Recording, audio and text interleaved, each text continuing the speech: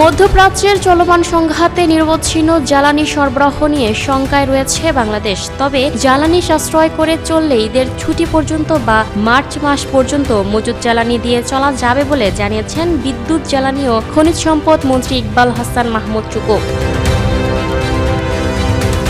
বুধবার ৪ মার্চ দক্ষিণ ও মধ্য এশিয়া বিষয়ক সহকারী মার্কিন পররাষ্ট্রমন্ত্রী পল কাপুরের সঙ্গে বৈঠক শেষে সাংবাদিকদের সঙ্গে আলাপকালে তিনি এসব কথা বলেন। জ্বালানি মন্ত্রী বলেন, মধ্যপ্রাচ্যের চলমান সংঘাতে নিরবচ্ছিন্ন জ্বালানি সরবরাহ নিয়ে শঙ্কায় বাংলাদেশ। জ্বালানি সরবরাহ নিয়ে শঙ্কা শুধু বাংলাদেশ নয়, পুরো বিশ্বের। যাতে কোনো ডিজাস্টার নয় সে ব্যাপারে সরকার সচেষ্ট আছে। সরকার এই মুহূর্তে যুক্তরাষ্ট্রের কাছে জ্বালানির সহায়তা চেয়েছে জানিয়ে তিনি বলেন, মার্কিন প্রশাসনের আরও ঊর্ধ্বতনদের সঙ্গে কথা বলে পল কাপুর বিষয়টি জানাবেন। তবে জ্বালানি সাশ্রয় করে চললে ঈদের ছুটি পর্যন্ত বা মার্চ মাস পর্যন্ত মজুদ জ্বালানি দিয়ে চলা যাবে।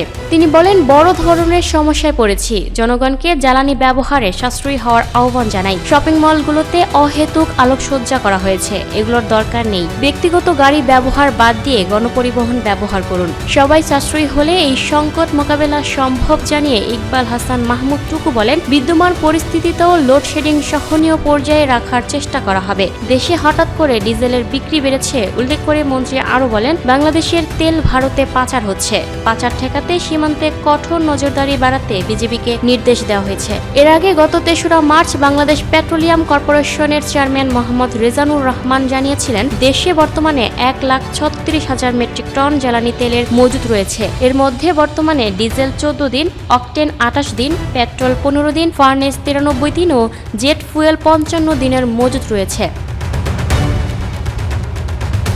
Lucky Akter, up to date news, Dhaka.